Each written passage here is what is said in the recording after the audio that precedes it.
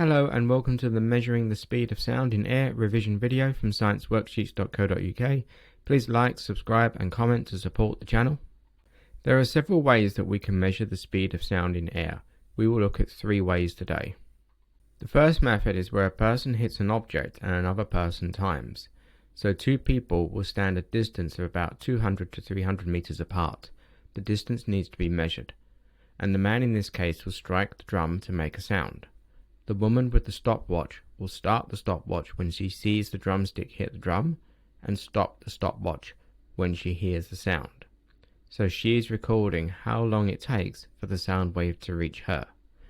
Now we have a distance and a time taken. We can calculate the speed of sound using this formula. The rebound method. A clapping person will stand 25 meters from a wall. This distance needs to be measured using a meter rule or a trundle wheel. The person will then clap and listen for the echo. Once the echo is heard, the person will clap to the rhythm of the echo. Another person will then start a stopwatch when they hear a clap and stop the stopwatch after 30 claps. And each sound wave travels 2 by 25 meters, so it goes from the person to the wall and back, so 50 meters in total.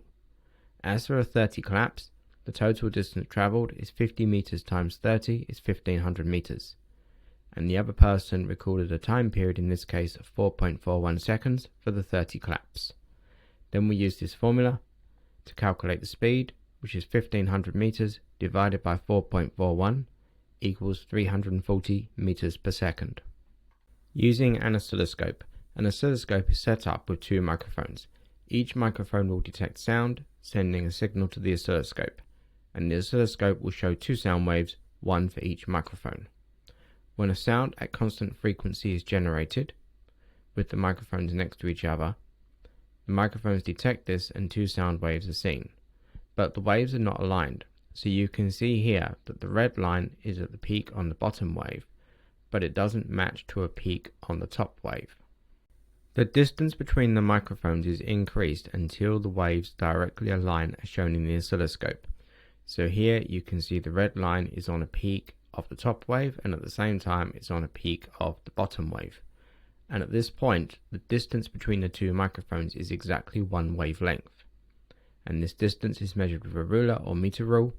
The frequency of the sound wave was previously known because we used a signal generator to create that frequency sound wave. And then we use this formula, wave speed equals wavelength times frequency, to calculate the wave speed. Thank you for watching. See our revision notes on this topic along with many other topics. The link is in the description.